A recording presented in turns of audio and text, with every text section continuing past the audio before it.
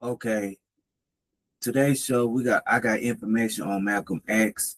So I'm subscribed to Black Culture Unlock because they got some real information on there.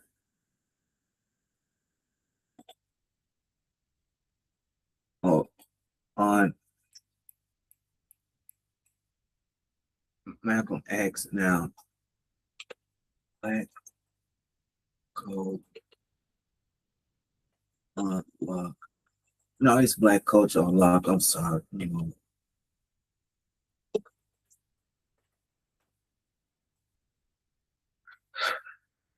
And it's the damn truth right here. It's deep right here. I'm gonna play the whole entire video and then we're gonna talk about this. Where that video go? Because I knew I got real information on here.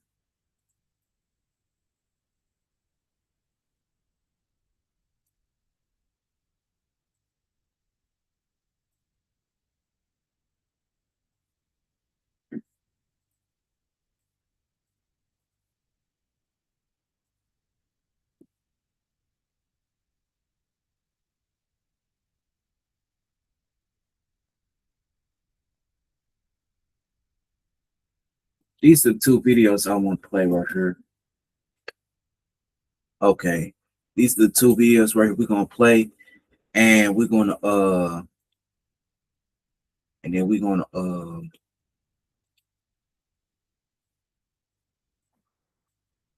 then we're gonna come back to the show. And now I'm gonna drop the link and somebody wanna hop on the panel. Are you come here with some fuck shit, you go.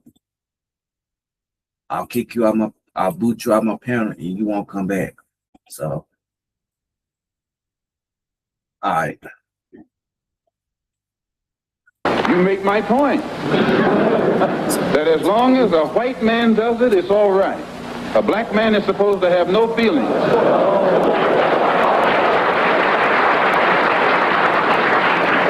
But when a black man strikes back, he's an extremist. He's supposed to sit passively and have no feelings, be nonviolent, and love his enemy. No matter what kind of attack, be it verbal or otherwise, he's supposed to take it.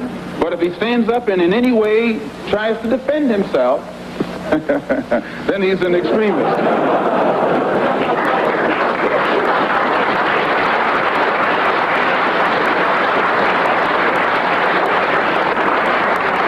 No, I think that the speaker who preceded... No, they ain't it.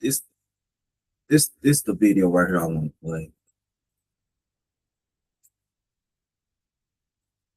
All right, let's play this video right here. As a rebel, and Mr. Muhammad himself said that I defected. Well, in reality, I never even left the Muslim movement. They put me out. And they put me out because of what I knew, and what I knew was told to me by Mr. Muhammad's son, Wallace Muhammad himself. They put me out and they put him out. Well, now, first of all, let's find out what it is that Wallace Muhammad, Elijah Muhammad's son, told you. We had a law which was that whenever any Muslim became involved in any kind of sexual relationship with someone to whom they weren't married, that person would be brought before the Muslim community, humiliated, and then isolated for from 1 to 5 years. This was our law. Well, in 1954, a teenage sister left Detroit and became one of Mr. Muhammad's personal secretaries. And there in the Chicago office, she became pregnant after being there for a year. And she was brought before the Muslim community and humiliated and isolated. And a year later, another secretary, this time one from Lansing, Michigan, came to Chicago. She also became pregnant. She was brought before the community and humiliated and isolated. And because the other person was never brought forth during this court session, it was concluded by all of Mr. Muhammad's followers that it was a non-Muslim who was the other party. Well, we grew so rapidly until that in 1957 or 58, the secretarial staff was expanded to, I think, 8 teenage sisters. In 1959, 6 of them disappeared. 2 of them reappeared in Philadelphia about 2 or 3 months later, and they were all right. The other 4 reappeared in 1960. All 4 of them had babies. All 4 of them had become involved with someone and become pregnant and had these children. So it was, from what I now know, when the four of them got back to Chicago and began to compare notes, they found that the same man had told all of them the same story and had made all of them pregnant. That the same man was the father of all four of their children and had also been the father of the children brought forth by the two secretaries who preceded them. Before you listen to this interview, you need to understand one thing clearly. What you're about to hear is not gossip. It is not bitterness, nor is it a man switching sides.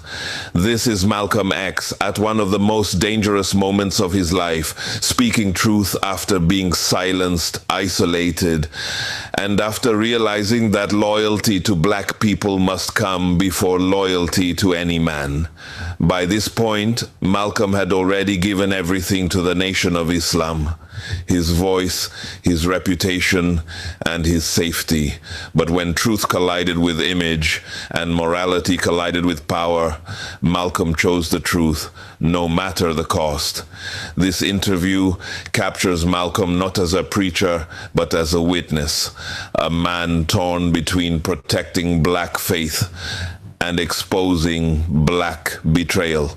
A man who knew that once these words were spoken publicly, there would be no turning back. So listen carefully, not just to what Malcolm says, but why he says it. Because this isn't just about Elijah Muhammad. This is about leadership, accountability, and what happens when black people are told to follow without ever being allowed to ask questions. Let's go back to the moment when the truth could no longer stay buried. Minister Malcolm, when you broke with Elijah Muhammad back in March, you said it was because the black Muslims were too narrowly sectarian and inhibited, and because Elijah Muhammad had become blindly jealous of you and the personal following you had gathered.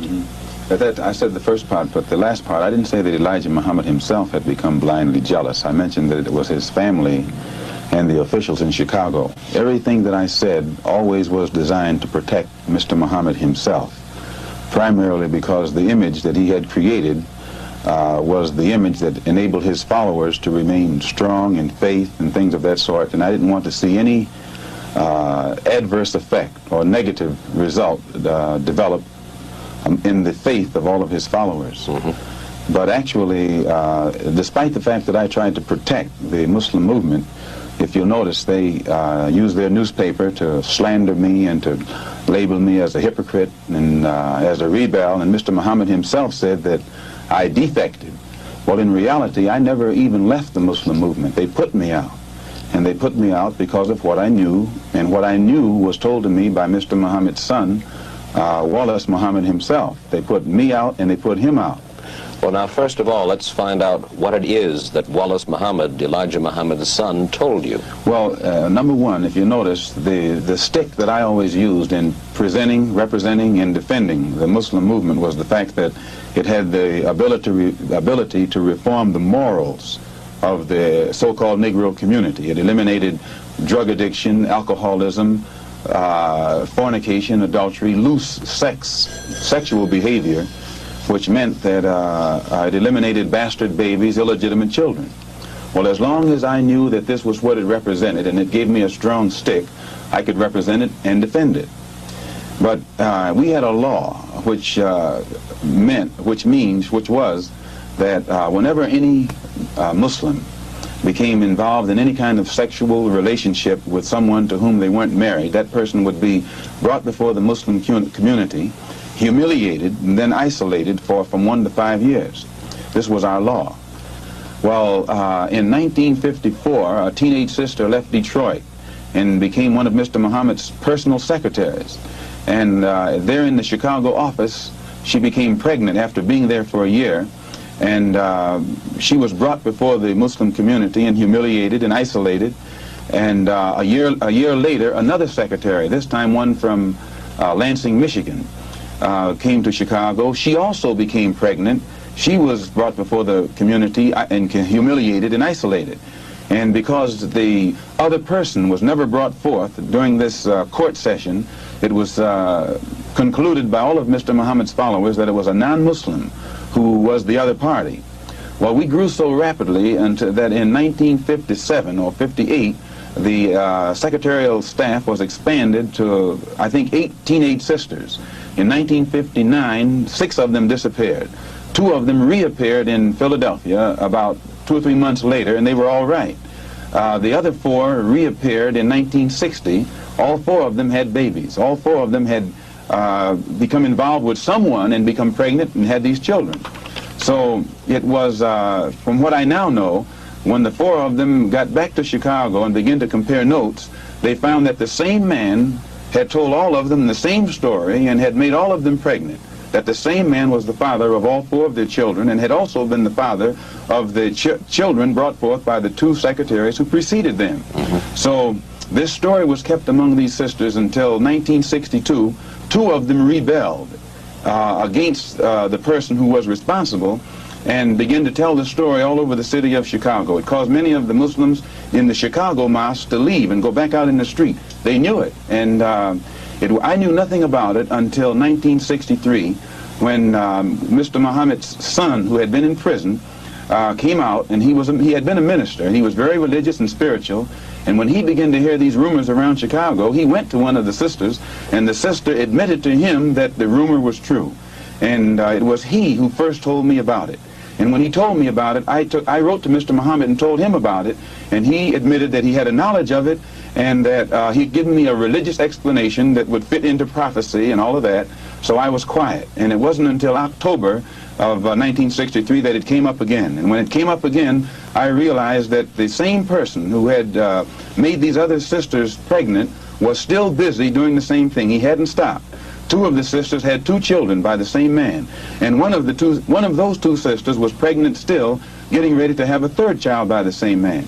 So when it was known among the Chicago officials that I had a knowledge of this, they became very fearful of me. They became very antagonistic toward me, and they had to do something to diminish the authority that I had, for fear that if this became public knowledge, the followers would leave the Muslim movement and follow me. And it was at that time that they used the statement that I made against President Kennedy as a pretext to cut my authority, and some other things happened that finally produced the split, or forced the split. And when I made the split, the only reason that I didn't make this public knowledge was I knew the implications, and I felt that if the Muslims who were in the Nation of Islam knew it, that which enabled them to be so strongly religious and exercise moral discipline would be shattered, and it would cause all of them to go right back and start doing the things that they had been doing previously. At this point in the interview, understand what Malcolm X is wrestling with. This isn't just about rules being broken. This is about power without accountability. For years, the Nation of Islam presented itself as a moral revolution. Discipline, family, self-respect, and strict consequences for sexual misconduct. Ordinary members, especially women, were publicly humiliated, isolated, and punished for the very acts they were told would destroy the black community. But Malcolm is now describing something far more dangerous than hypocrisy.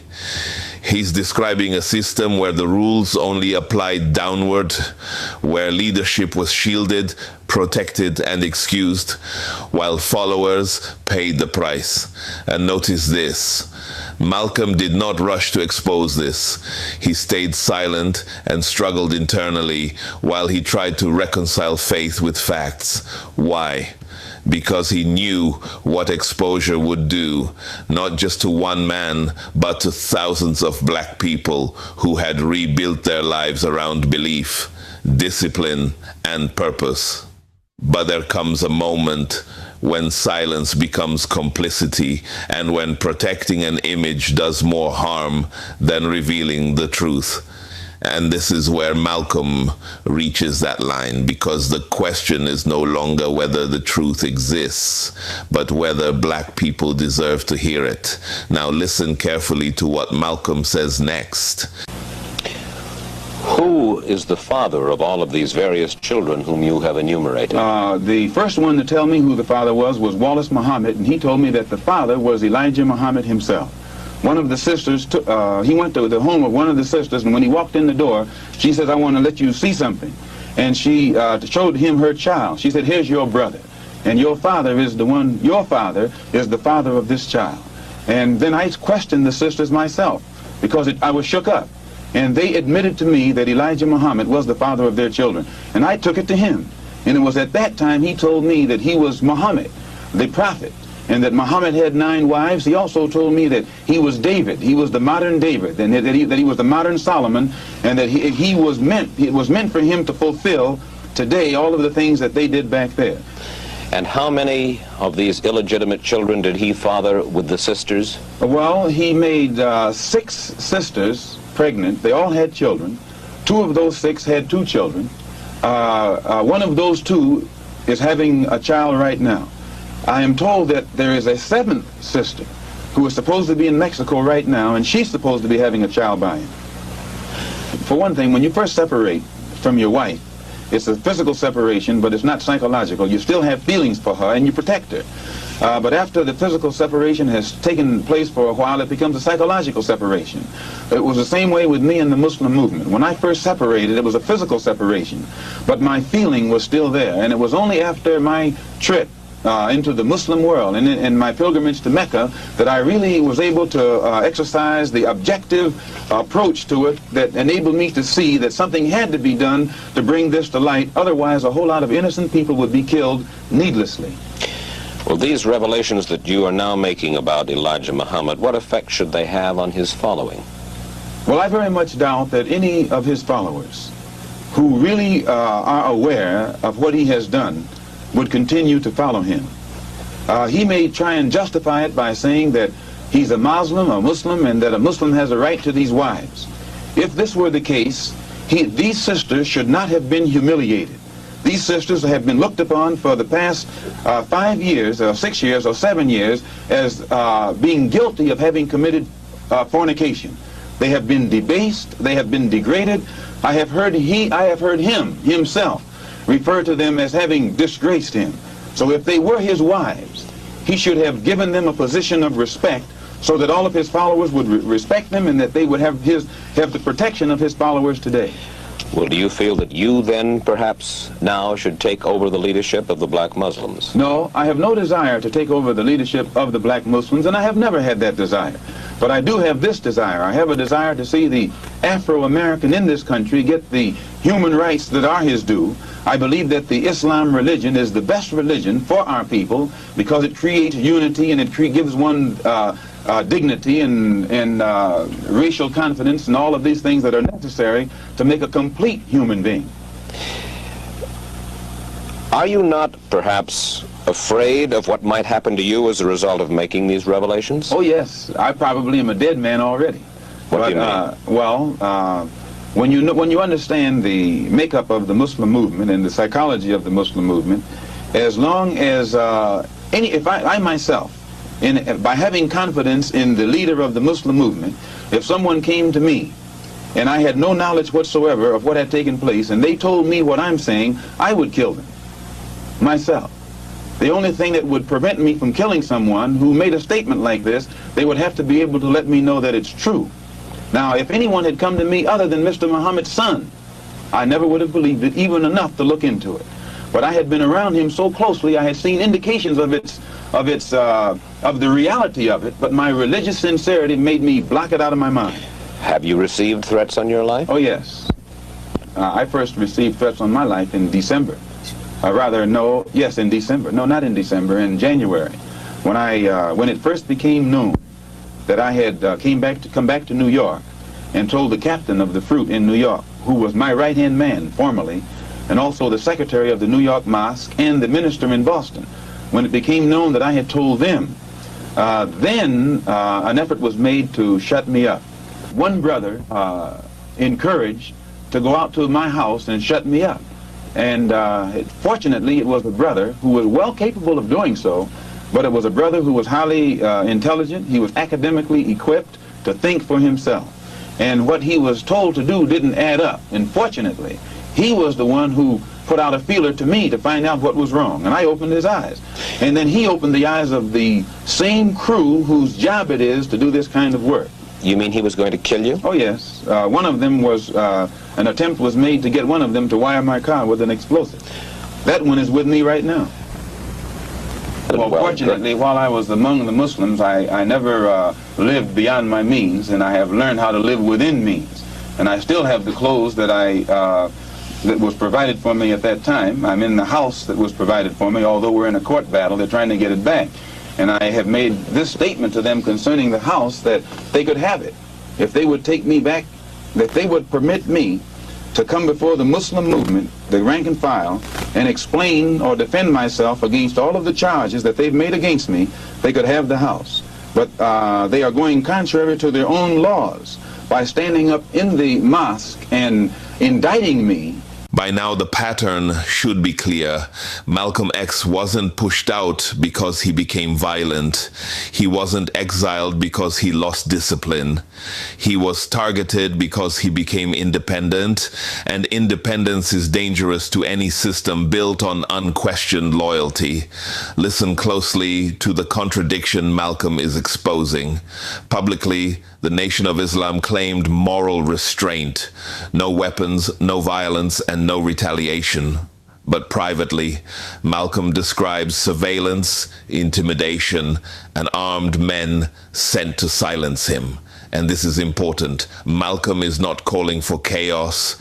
Instead, he is calling out selective morality, because how can a movement preach peace while using fear to maintain control? How can leadership condemn self-defense among black people, yet quietly endorse force when authority is threatened? Malcolm's real crime wasn't speaking angrily. It was his ability to speak the truth clearly. He refused to separate spiritual discipline from political reality. He refused to tell black people to remain passive while being brutalized by the state or by their own leaders. And once Malcolm made that choice, he became more than a former minister. He became a man the system, any system, could no longer control. And that is why what he says next matters far beyond this interview. But never giving me a chance to defend myself. And they say that no one can judge me but Mr. Muhammad. In this case, Mr. Muhammad can't sit as judge because he's involved in the case. Elijah Muhammad says of the Muslims, "We carry no arms, and we do not seek to win victory with arms. We do nothing to others that we would not have done unto us." The two brothers were sent after me with revolvers by Joseph, the captain of the Fruit in New York. They were armed. When a Muslim is attacked, and you'll find this to be the pattern, when the Muslims were attacked in Monroe, Louisiana, Elijah Muhammad gave no signal to anybody across the nation to come to the defense of their brothers. When our brothers were attacked in Los Angeles, again, Elijah Muhammad gave no signal to anybody to come to the defense of those brothers. Never have the Muslims anywhere in the country gotten any kind of instruction from the national office or headquarters on how to defend themselves when they are attacked by outsiders. The only times the Muslims have ever been given any instructions to commit violence is when that violence is directed against a fellow Muslim. His followers are violent against Negroes. Against Negroes? Yes, his followers will go out and attack another Negro, like they will attack me, or they will brutalize a fellow Muslim who breaks the law.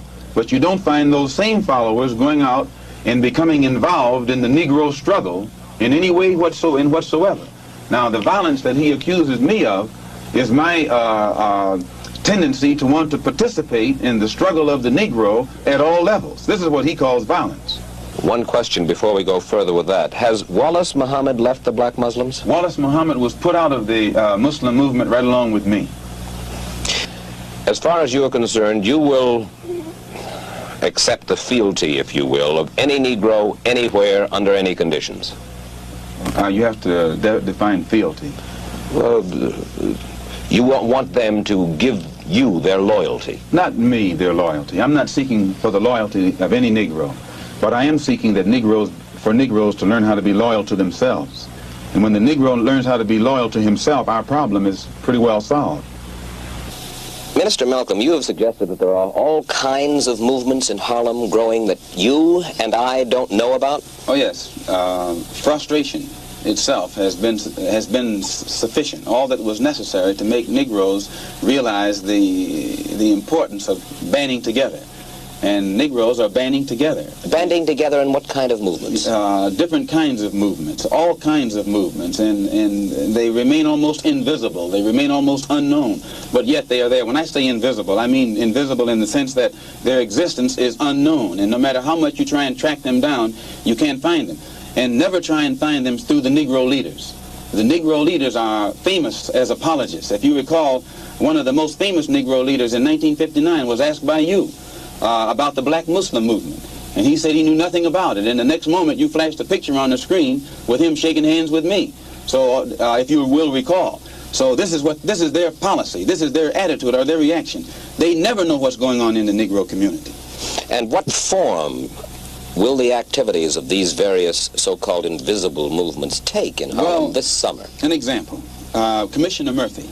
Almost every statement that Commissioner Murphy makes would give you the impression that he's encouraging the police, rank-and-file policemen, that to take whatever method or measures necessary to hold the Negroes in check.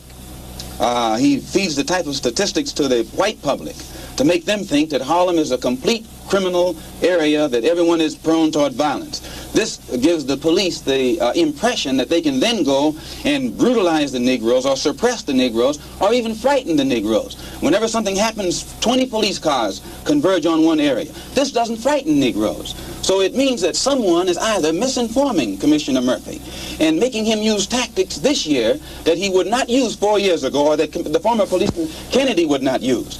And this force that is so visible in the Harlem community creates a spirit of resentment in every Negro. They think they're living in a police state, and they become hostile toward the policeman. They think that the policeman is there to be against them rather than to protect them. And these thoughts, these frustrations, these apprehensions automatically are sufficient to make these Negroes begin to form means and ways to protect themselves in case the police themselves get too far out of line. You have called for self-defense units, rifle clubs, yes, ready to execute on the spot those who threaten Negroes. I don't think that I said that. Yes, you did. No, I don't think I said that. All right. I have called for rifle clubs, that I think Negroes should, in areas where the police, whether it be federal, state, or city, have proven their inability or their unwillingness to defend Negroes, the lives and the property of Negroes, then it's only intelligent and it's only right that Negroes protect themselves, and I have encouraged them to buy a rifle and a shotgun, which according to the Constitution is legal. For what? Not buy a pistol or something like that, but a rifle or a shotgun, which is constitutionally legal. For what purpose? So that at any time, anyone makes any effort whatsoever to brutalize them or attack them or endanger them, they should have something to defend themselves. And in a country that spends, I think, $50 billion a year for defense alone, I'm shocked that there's apprehension over Negroes trying to do something to defend themselves. Well, who will determine when the Negro is endangered? I think that if the government is concerned, instead of being so worried about what the Negro is going to do, the government should stop dragging its feet and take the initiative necessary to eliminate the injustices that frustrate Negroes and drive them into a method of defense such as this. This is where many people misunderstand Malcolm X. He is not predicting violence because he desires it. He is describing what history has always shown, that no people anywhere on earth can be pushed forever without eventually pushing back. Malcolm isn't talking about chaos. He's talking about cause and effect. When laws fail, when protection is selective, when police become an occupying force instead of public service providers, and when leadership dismisses pain instead of addressing it. Pressure builds, and Malcolm is clear about something the media refuses to admit. Oppression doesn't need a leader to explode. It doesn't need permission nor an organization. Reaction is not scheduled. It is provoked. What Malcolm is warning against is not resistance, but denial. the refusal to acknowledge that injustice creates consequences. And instead of asking why conditions exist, those in power obsess over how black people might respond. That reversal is intentional, because if the focus stays on black reaction, no one ever has to address black suffering. Listen carefully to what Malcolm says next, because he's not threatening the future, he's explaining it. You've said, Minister Malcolm, you have to expect the Negroes to rise up sooner or later. Oh, yes. What does that mean? Well, just the same thing that it meant in South Vietnam and these other places where you find oppressed people. Sooner or later, they rise up against the oppressor. When the Jews were being brutalized in Poland, there came a time when they couldn't take it anymore, and they fought back. They didn't have too much to fight with, but they fought back. And I think every oppressed people, no matter how meek and humble they are, after you drive them so far, they're going to strike back. Well, does that mean that you expect to organize battalions or paramilitary units in various Negro ghettos around the country and establish this coming summer for violent action? No, but I think that most Afro-Americans, so-called Negroes, have reached the point of no return and are taking it upon themselves to be prepared if the necessity ever arrives where they will have to do something to defend themselves. Well, there was talk a month ago, you remember, of a group in Harlem called the Blood Brothers, who left the black Muslims when you did, and then later parted company with you, we are told, because the tactics that you espoused were too mild. What do you know of them, the Blood Brothers? Well, I certainly wouldn't apologize for them. I think that the approach, if such a group as Blood Brothers exists... Does it? I say, I think all Negroes are blood brothers. Every Negro I know is my blood brother. Oh, but Minister Malcolm, we're talking about a group said to number up to 400, probably more, who confess themselves to be anti-white as you are. They disbelieve in nonviolence as you do. One group among them is said to believe in violence, even in murder, almost for violence sake. Another group among them are said to believe in violence only for retribution, to strike back. Well, if such a group as the Blood Brothers exists, it doesn't shock me. I would only be shocked at white people being shocked, because the conditions that prevail, Mike Wallace, are such that it's a miracle that such group hasn't formed a long time ago. But do they exist, to your knowledge? I think every Negro in Harlem is a blood brother, whether he admits it or not. Where you find dissatisfied Negroes, that's Harlem. And whereas 20 years ago, when you'd have a little race riot, it was confined to a community. Today, Mike, if you have any kind of racial explosion, it will engulf the entire city, and it will have a chain reaction effect of spreading from city to city and on an international scale from country to country. And I, for one, would not like to see it happen, but I'm a realist enough and I'm man enough to face the fact that the potential ingredients for this explosion exist, and I will never try and make the public think that it doesn't exist. Well, when you walk through the streets of Harlem, you hear this comment and that comment, and you get the impression that everybody is ready. They have arms? I think Harlem has always been armed. Do you look for violence in Harlem this summer? Yes, I do look for violence. When you say Harlem, mind you, Harlem is New York City. Queens is Harlem. Brooklyn is Harlem. The Bronx is Harlem. Westchester is Harlem. I mean, could you not become the leader of this kind of a group? Which kind of a group? A violent group. It's not a case of becoming a leader of a violent group. I don't think any group, even that's ready, wants violence. It's a case of... Is this not, Minister Malcolm, a call to action of sorts that you are raising here and now? I don't have to raise a call to action. And this is what I'm trying to make white people see. They have lost their ability to be objective where the race problem is concerned, primarily because they know that no real meaningful results have come from the Negro struggle. And in defense of this, they always call it or label it violence. You really believe that any meaningful result is going to come from violence? It's not a case of violence. I think that, see, if you could get away from looking at it as violence, then you would be objective and see that actually all it is a tendency to react to what they are confronting.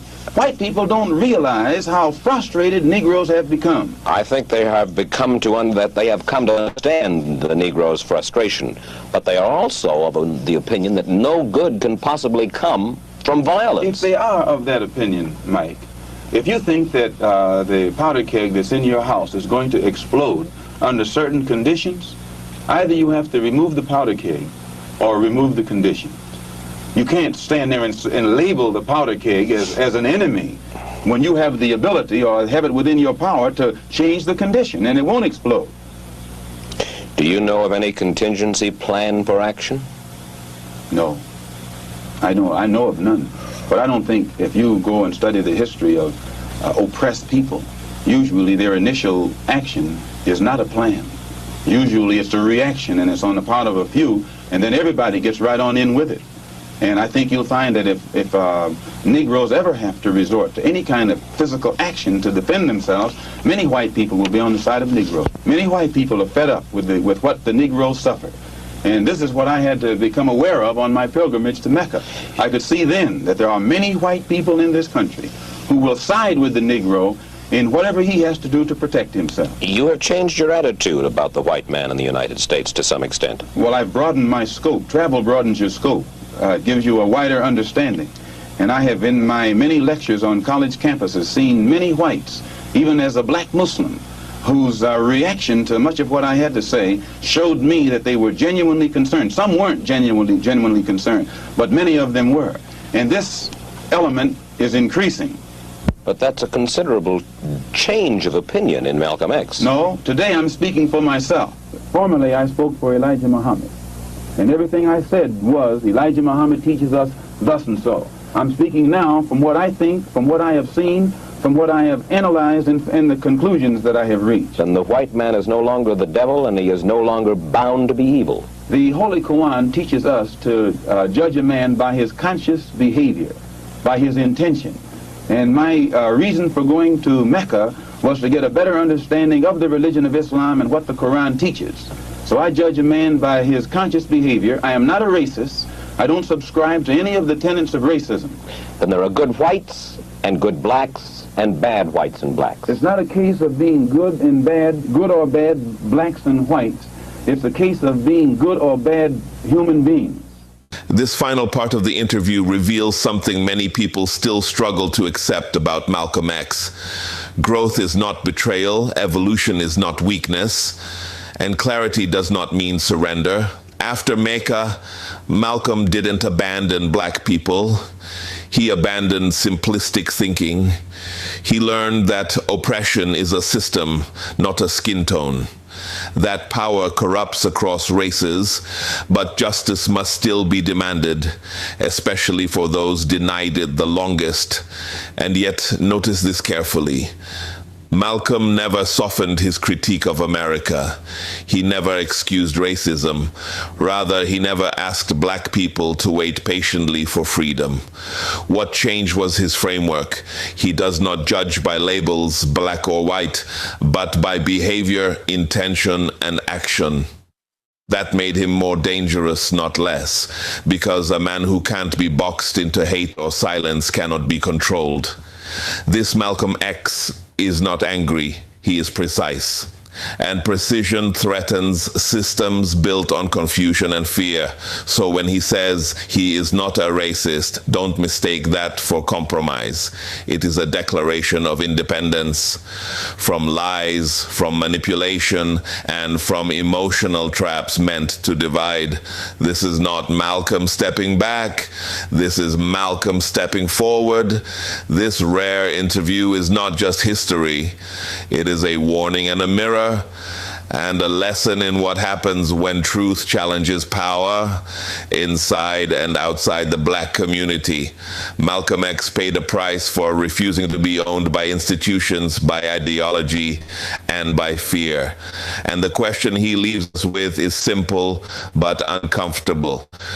Who benefits when black people are told not to question, not to defend themselves, and not to evolve? If this conversation challenged you, that's the point. Don't just watch Malcolm X, study him.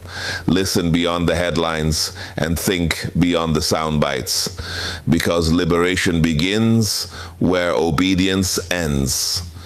If you found value in this breakdown, support the channel, share this with someone who needs context, not comfort, and stay locked in for more truth. All right, we're gonna play this other video then. We're gonna play this other video about Malcolm X. Hold on. It's couple of videos I want to play about him. Hold on.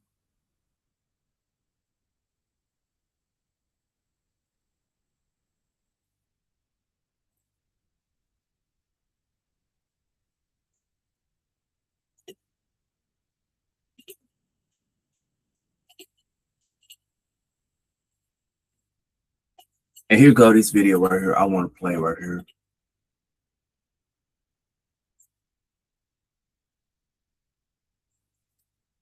Here it goes. What if I told you that the most dangerous thing Malcolm X ever did wasn't a speech, wasn't a protest, wasn't even calling America a hypocrite to its face on national television? It was something much quieter, something written, something filed away in government offices. Something the FBI never expected the public to connect. Buried inside government files, long hidden, heavily redacted, delayed for decades, and quietly released only after lawsuits and public pressure, is proof that Malcolm X wasn't just watched.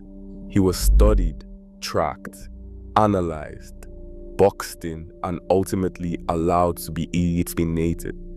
Not because he was violent, because he was becoming uncontrollable. Tonight, on Black Culture Unlocked, we're opening the FBI file that was never meant to be understood. Once you see what's inside it, once you connect the dots that were deliberately scattered, you'll understand why Malcolm X had to die when he did. You'll understand why his evolution terrified the government more than his rage ever did. You'll understand why the truth about his assassination was buried under layers of official silence for over half a century. This is Black Culture Unlocked, where we dig past the slogans, past the sanitized quotes you see on t-shirts and coffee mugs, and into the parts of Black history that were never meant to survive. We go into the archives they hoped you'd never read. We ask the questions they hoped you'd never think to ask. And to understand Malcolm X's death, you first need to understand one thing that textbooks won't tell you.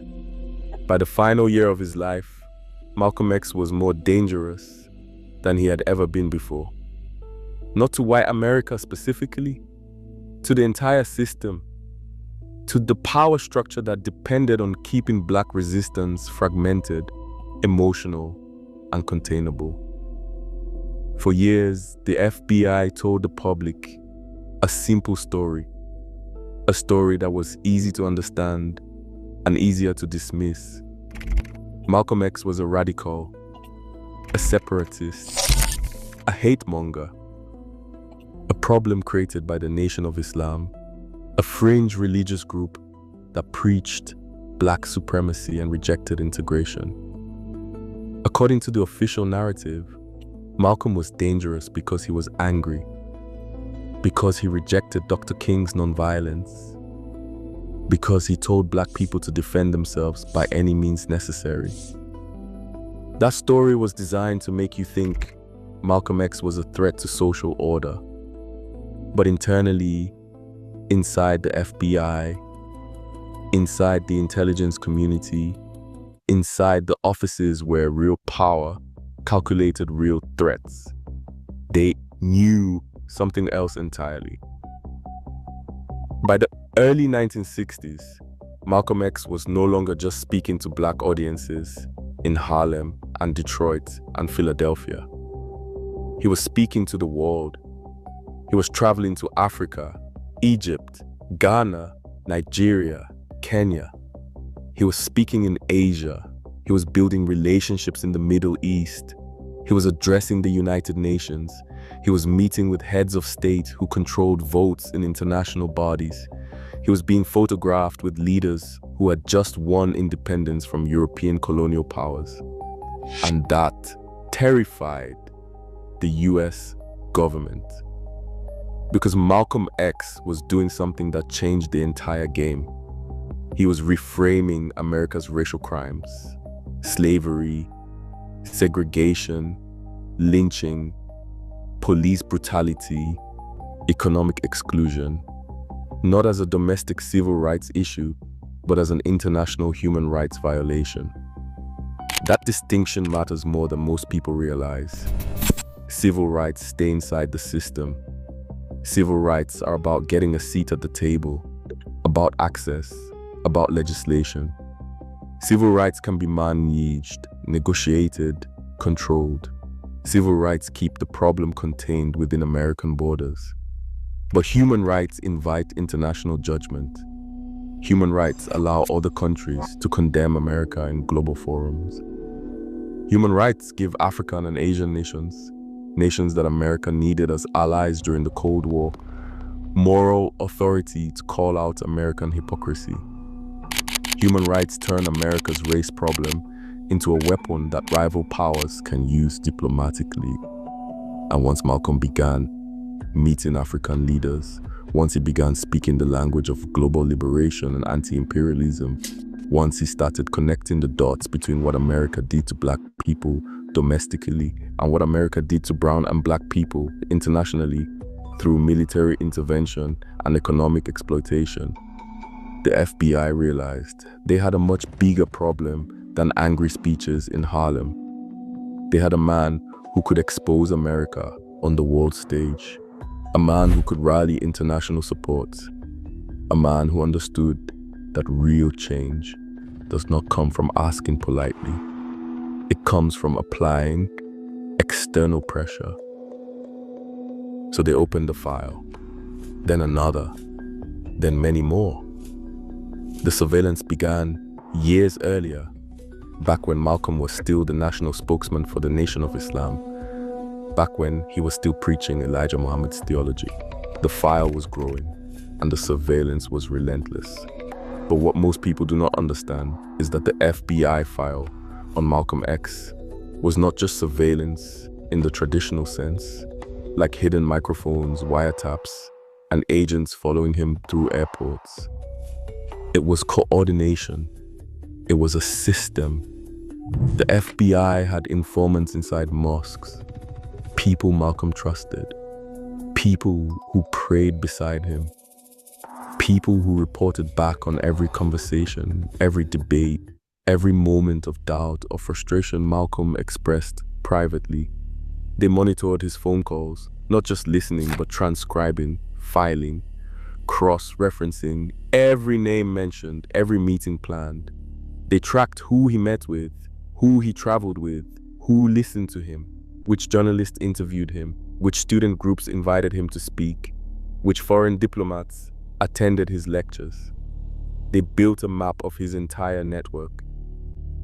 And here's the crucial part. Even after he left the Nation of Islam in 1964, even after he broke with Elijah Muhammad and formed his own organizations, Muslim Mosque Incorporated and the Organization of Afro-American Unity, the monitoring did not decrease, it intensified. Because now Malcolm was independent. When Malcolm was in the Nation of Islam, the FBI could predict him. They knew his talking points. They knew his limitations. They knew Elijah Muhammad kept Malcolm on a leash, never letting him get too political, never letting him build coalitions with other movements, never letting him evolve beyond the narrow theology of the nation. But once Malcolm left, once he went to Mecca and saw Muslims of all races praying together, once he began softening his rhetoric about white people, and focusing instead on systems of oppression once he started talking about building alliances with progressive whites and connecting Black American struggles to liberation movements worldwide. He became unpredictable. He was learning, he was evolving, he was becoming more strategic, and that made him infinitely more dangerous. The FBI was not just tracking Malcolm anymore. They were watching for fractures, watching for weaknesses, watching for opportunities. And when those fractures appeared, when Malcolm's split from the Nation of Islam turned bitter, when death threats started coming from former brothers who now saw him as a traitor, when tensions escalated into open hostility, the FBI did nothing to stop what followed. Here's the part most textbooks never explain. The part that gets glossed over in documentaries that want to avoid sounding like conspiracy theories.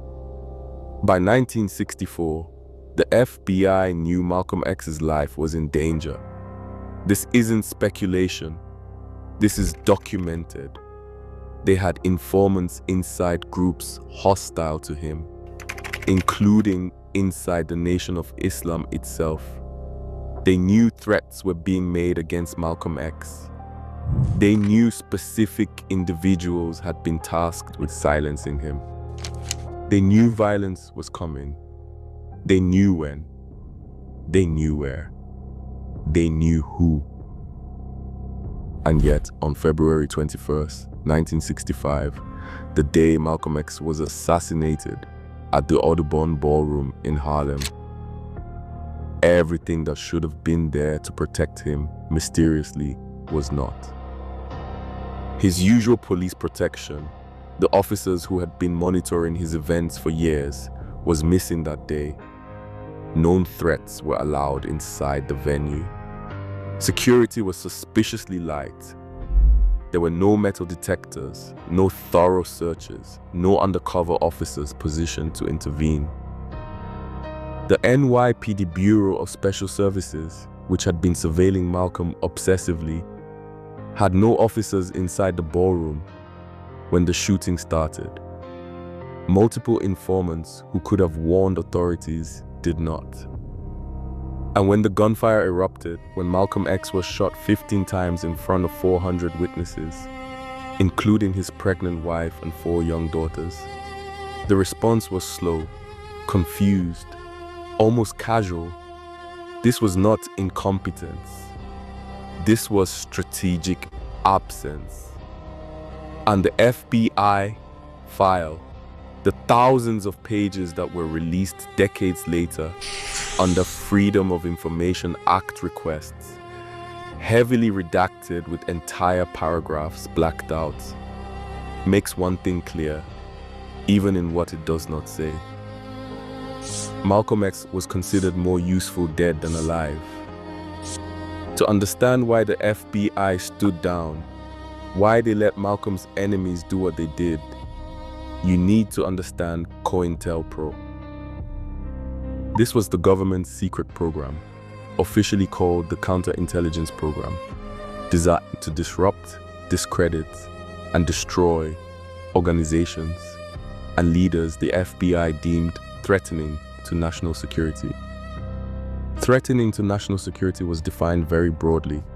It included civil rights groups, Black nationalist organizations, anti-war activists, anyone who challenged the status quo too effectively.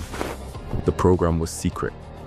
The methods were sophisticated and brutal, planting false information to create internal conflict, sending anonymous letters to create suspicion and paranoia, using informants to sabotage organizations from within, spreading rumors designed to turn allies into enemies, amplifying divisions that already existed, and when necessary, collaborating with local police to harass, arrest, or eliminate leaders. The goal was not just surveillance, it was neutralization.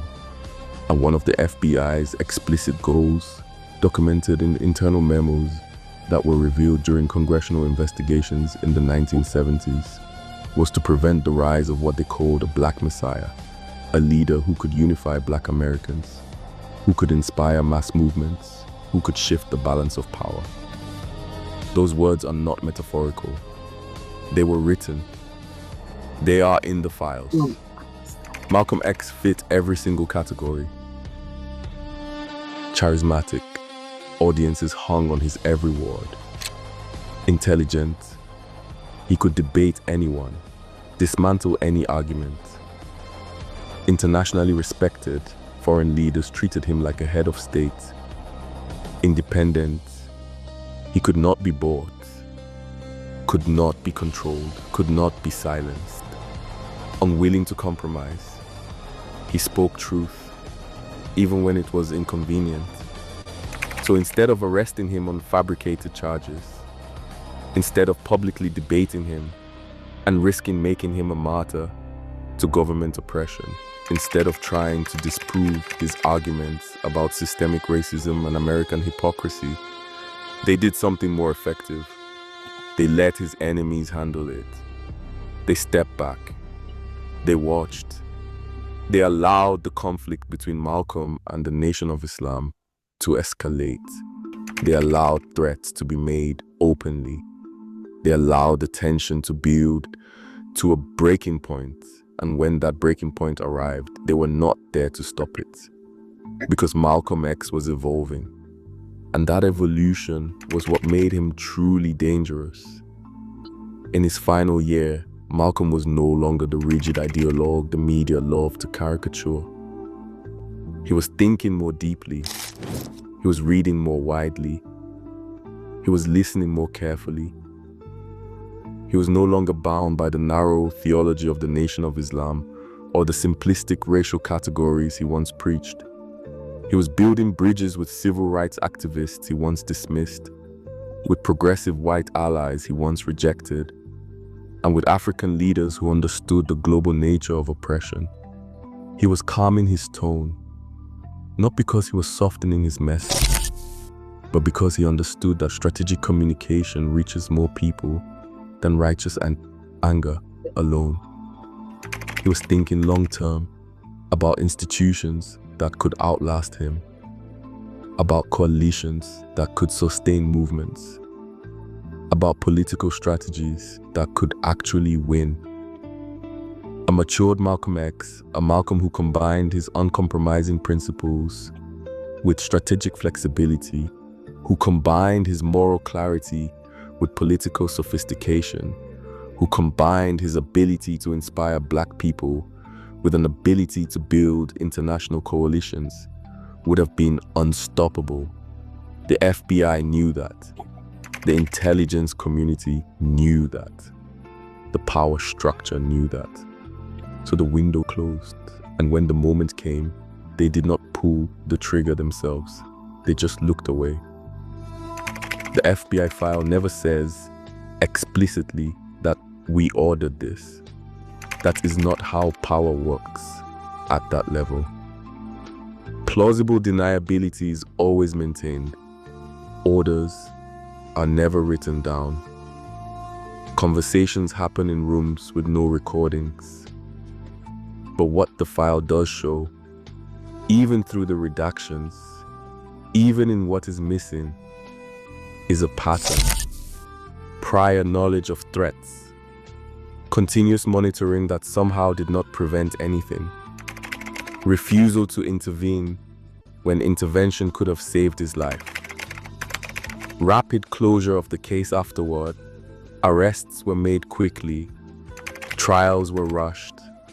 Questions were discouraged.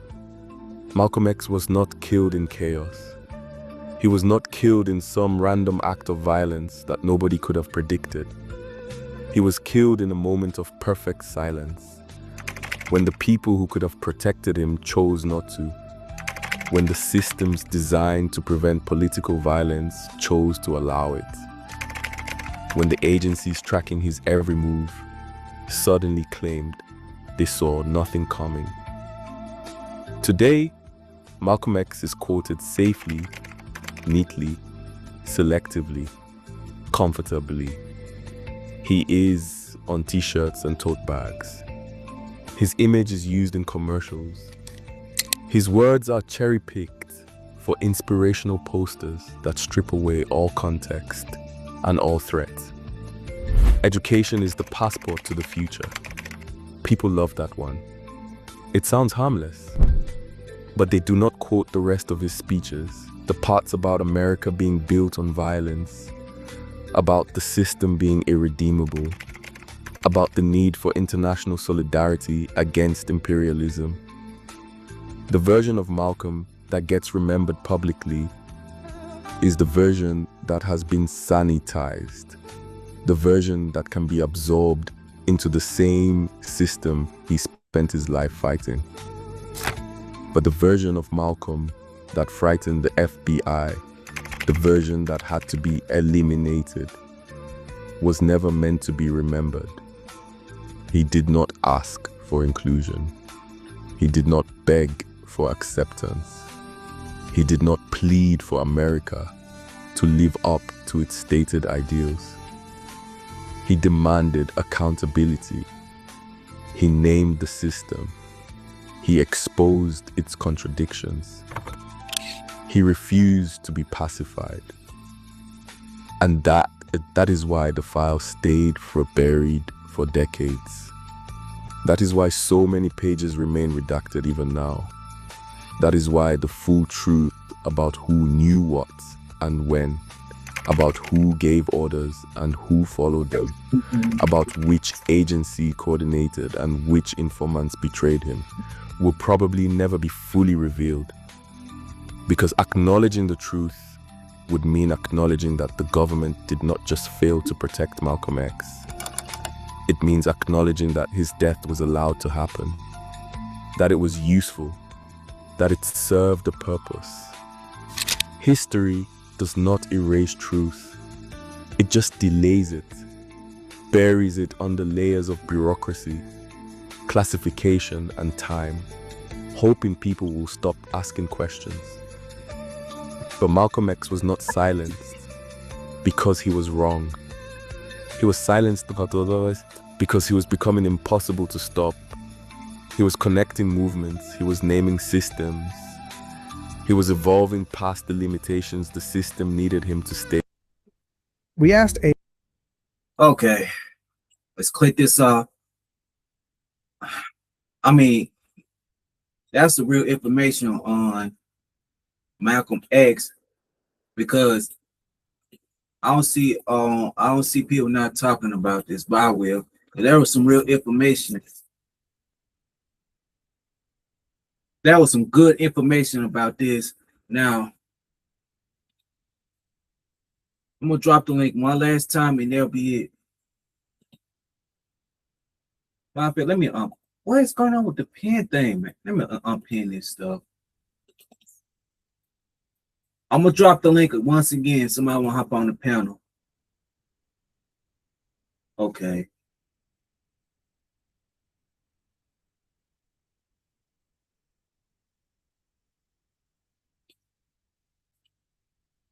We're gonna play this last video and then I'm gonna get off here, man.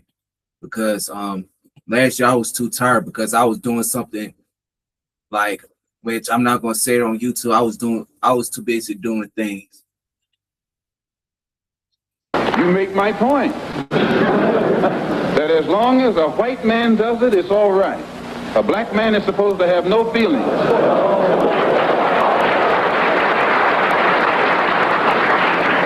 But when a black man strikes back, he's an extremist. He's supposed to sit passively and have no feelings, be nonviolent, and love his enemy. No matter what kind of attack, be it verbal or otherwise, he's supposed to take it.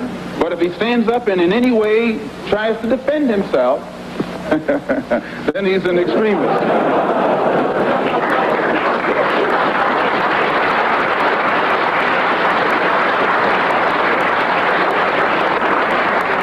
No, I think that the speaker who preceded me is getting exactly what he asked for.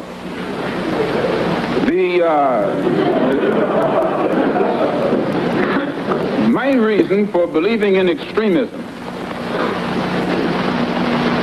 intelligently directed extremism, extremism in defense of liberty, extremism in quest of justice, is because I firmly believe in my heart that the day that the black man takes an uncompromising step and realizes that he's within his rights, when his own freedom is being jeopardized, to use any means necessary to bring about his freedom or put a halt to that injustice, I don't think he'll be by himself. I live in America where there are only 22 million blacks against probably 160 million whites.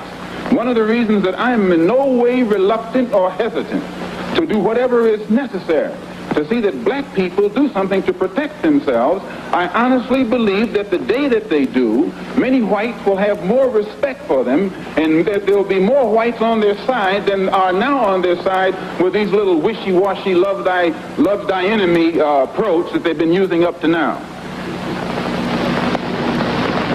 And if I'm wrong, then you are racialists.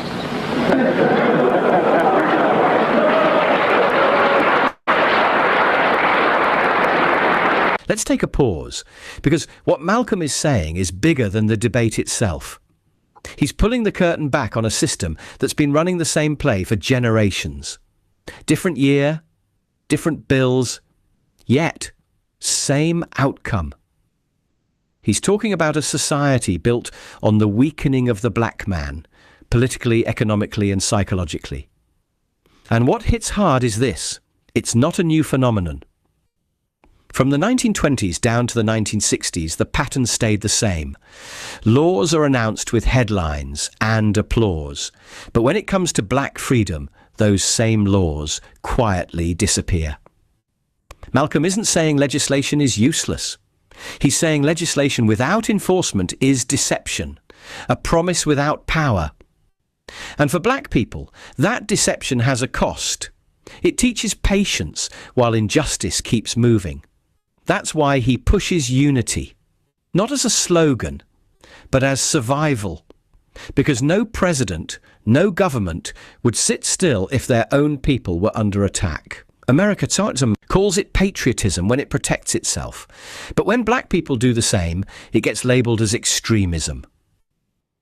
As this speech continues, understand this: Malcolm isn't rejecting democracy. He's exposing how it's been selectively applied, and he's asking a dangerous question for any empire. What happens when the people you've ignored decide to protect themselves anyway? As I said earlier, in my conclusion, I'm a Muslim. I believe in the religion of Islam. I believe in Allah. I believe in Muhammad. I believe in all of the prophets. I believe in fasting, prayer, charity, and that which is incumbent upon a Muslim to fulfill in order to be a Muslim. In April, I was fortunate to make the Hajj to Mecca and went back again in September to try and carry out my religious functions and requirements. But at the same time that I believe in that religion, I have to point out I'm also an American Negro. And I live in a society whose social system is based upon the castration of the black man, whose political system is based on castration of the black man, and whose economy is based upon the castration of the black man. A society which in 1964 has more subtle, deceptive, deceitful methods to make the rest of the world think that it's cleaning up its house, while at the same time the same things are happening to us in 1964 that happened in 1954, 1924, and in 1984. They came up with what they call a civil rights bill in 1964, supposedly to solve our problem, and after the bill was signed, 3 civil rights workers were murdered in cold blood. And the FBI head, Hoover, admits that they know who did it. They've known ever since it happened, and they've done nothing about it. Civil rights bill down the drain. No matter how many bills pass, black people in that country, where I'm from, still our lives are not worth 2 cents. And the government has shown its inability, or either its unwillingness, to do whatever is necessary to protect life and property where the black American is concerned. So my contention is that whenever a people come to the conclusion that the government which they have supported proves itself unwilling or proves itself unable to protect our lives and protect our property because we have the wrong color skin, we are not human beings unless we ourselves band together and do whatever, however, whenever is necessary to see that our lives and our property is protected. And I doubt that any person in here would refuse to do the same thing were he in the same position, or I should say were he in the same condition.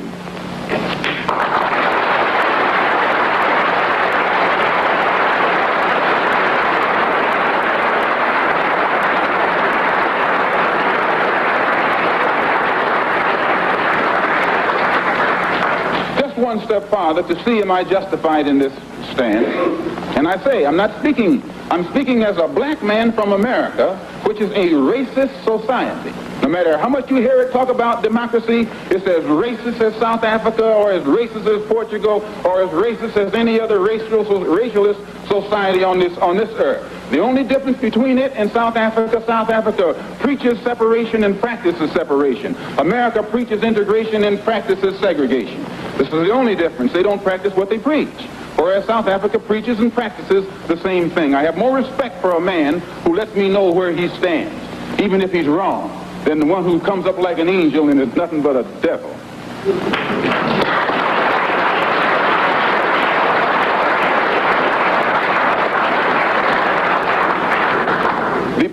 The system of government that America has consists of committees. There are 16 senatorial committees that govern the country and 20 congressional committees. 10 of the 16 senatorial committees are in the hands of Southern racialists, senators who are racialists. 13 of the 20, this was before the last election. I think it's even more so now. 10 of the 16 committees, senatorial committees, are in the hands of senators who are Southern racialists. 13 of the 20 congressional committees were in the hands of Southern congressmen who are racialists, which means out of the 36 committees that govern the foreign and domestic direction of that government, 23 are in the hands of Southern racialists, men who in no way believe in the equality of man, and men who do anything within their power to see that the black man never gets to the same seat or to the same level that they are on. The reason that these men from that area have that type of power is because America has a seniority system. And these who have that seniority have been there longer than anyone else because the black people in the areas where they live can't vote. And it is only because the black man is deprived of his vote that puts these men in positions of power that gives them such influence in the government beyond their actual intellectual or political ability, or even beyond the number of people from the areas that they represent. So we can see in that country that no matter what the federal government professes to be doing, the power of the federal government lies in these committees, and any time a black man or any kind of legislation is proposed to benefit the black man or give the black man his just due, we find that it's locked up in these committees right here. And when they let something through the committee, usually it is so chopped up and fixed up that by the time it becomes law, it's a law that can't be enforced. Just when we thought things were about to get subtle, Malcolm shifts gears. He moves from exposing hypocrisy to dismantling illusion. And the illusion is this idea that justice automatically follows law. He brings up desegregation, not as theory, but as evidence. A Supreme Court ruling handed down years ago, a law that was supposed to change everything. And yet, in city after city, New York, Boston, Cleveland, and other northern cities, it sat on paper untouched. Not because it was unclear or impossible, but because the will to enforce it simply wasn't there. And that's the point Malcolm is drilling into. A law that isn't enforced isn't reform. It's a theatre. It gives the appearance of progress while preserving the same power structure underneath. For black communities, this pattern is familiar. Promises made in public and resistance practiced in private. What Malcolm is really calling out is a racial system fluent in deception. A system that understands power, not please.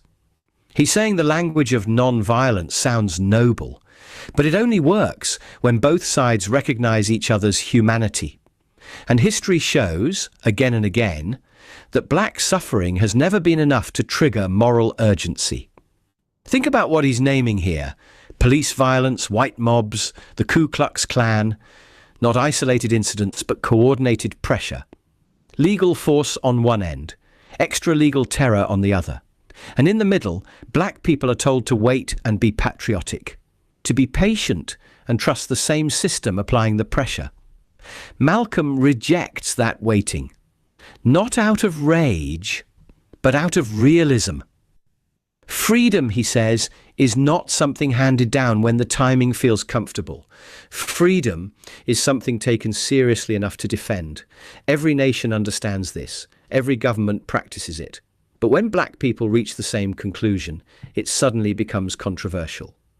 This is why he says we're living in a time of extremism, not because black people suddenly became radical, but because the contradiction became impossible to ignore.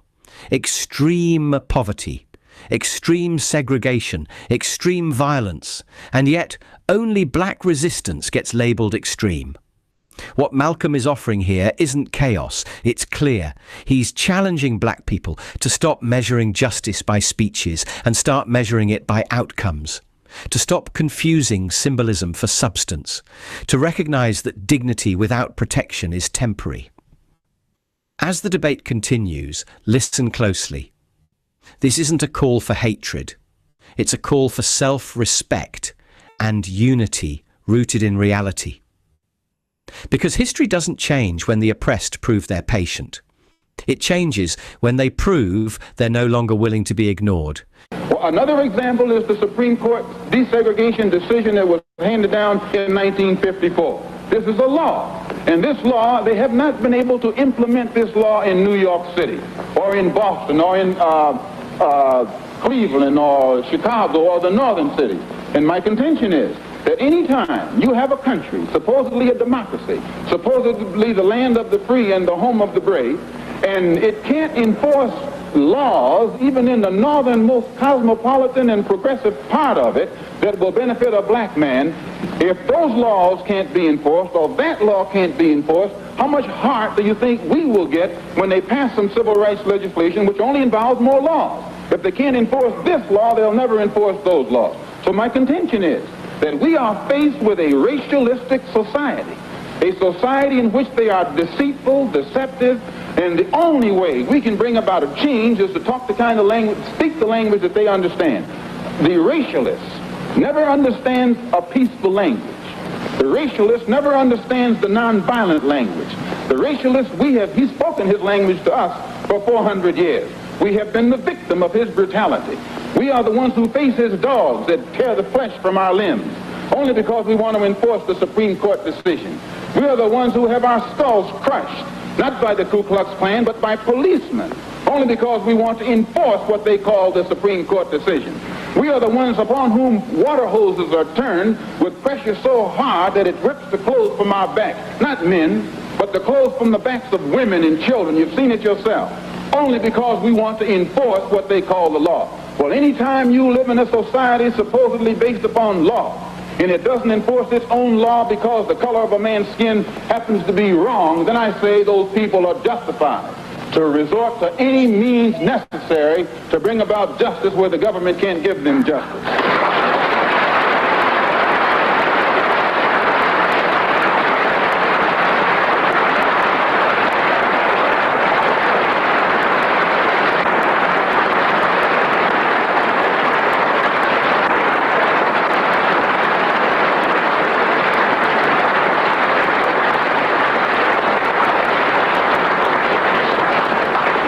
I don't believe in any form of unjustified extremism. But I believe that when a man is exercising extremism, a human being is exercising extremism in defense of liberty for human beings, it's no vice. And when one is moderate in the pursuit of justice for human beings, I say he's a sinner. And I might add in my conclusion, in fact, America is one of the best examples when you read its history about extremism. Old Patrick Henry said liberty or death. That's extreme. Very extreme.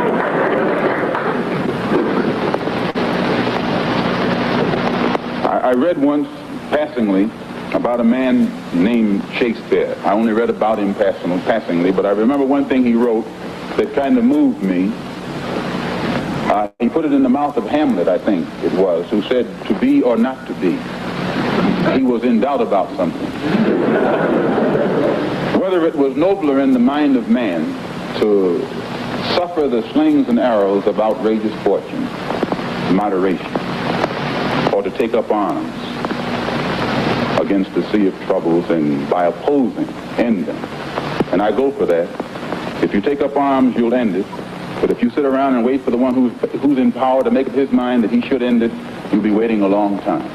And in my opinion, the young generation of whites, blacks, browns, whatever else there is, you're living at a time of extremism, a time of revolution, a time when there's got to be a change. People in power have misused it, and now there has to be a change, and a better world has to be built, and the only way it's going to be built is with extreme methods. And I, for one, will join in with anyone, don't care what color you are, as long as you want to change this miserable condition that exists on this earth. Thank you.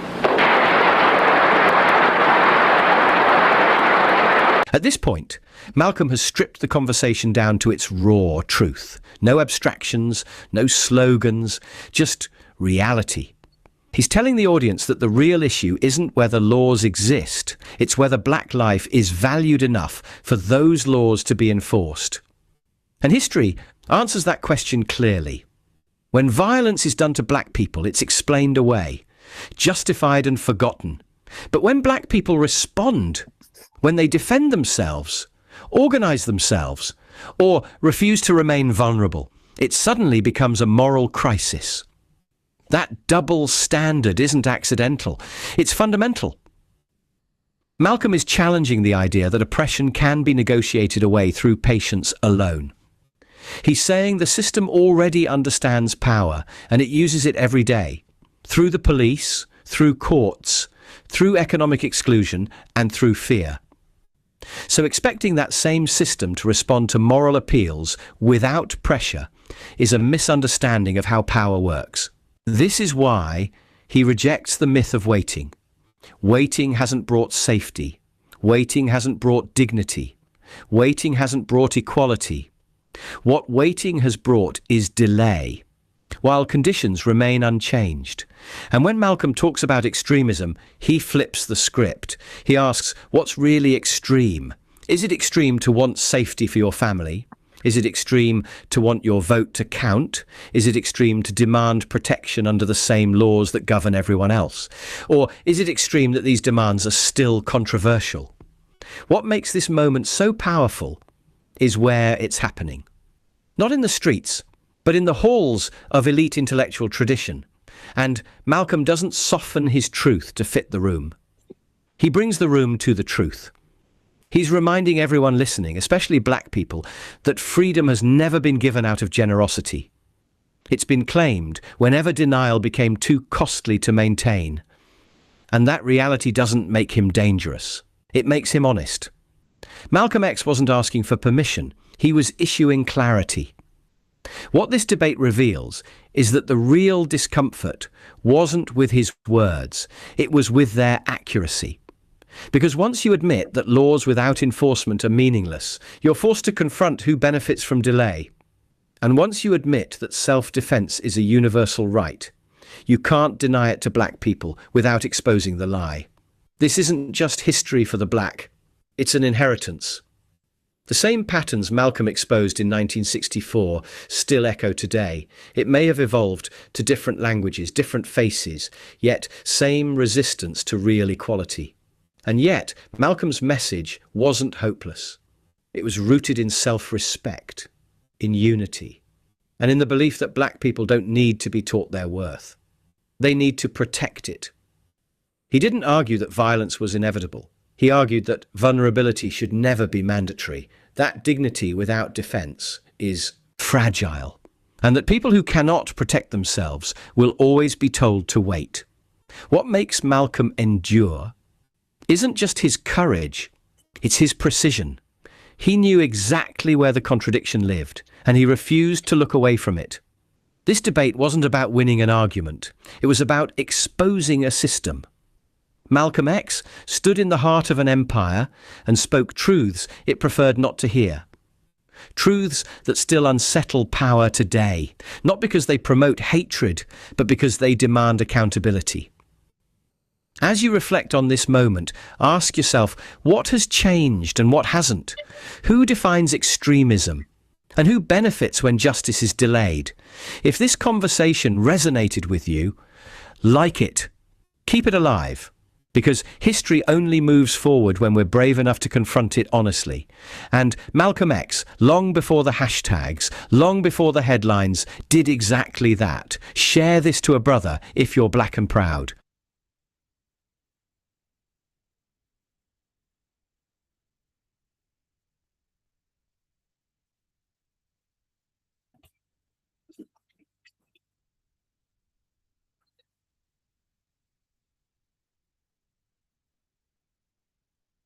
See, that's the three information about Malcolm X. And that's exactly why he said spoke the damn truth. But anyway, I'm pretty gonna get off here, man. This is exactly why I said this before. Y'all need to start doing research and do studies. But y'all want to talk about Malcolm X. There's some individuals on that channel talking about Malcolm X was his shit and Dr. Luther King. I ain't mentioning them women name on their other channel, which I'm not mentioning her name. Just allow that stuff to go on. So with that being said, I'm out. Peace, and I'll catch y'all next video, next live stream.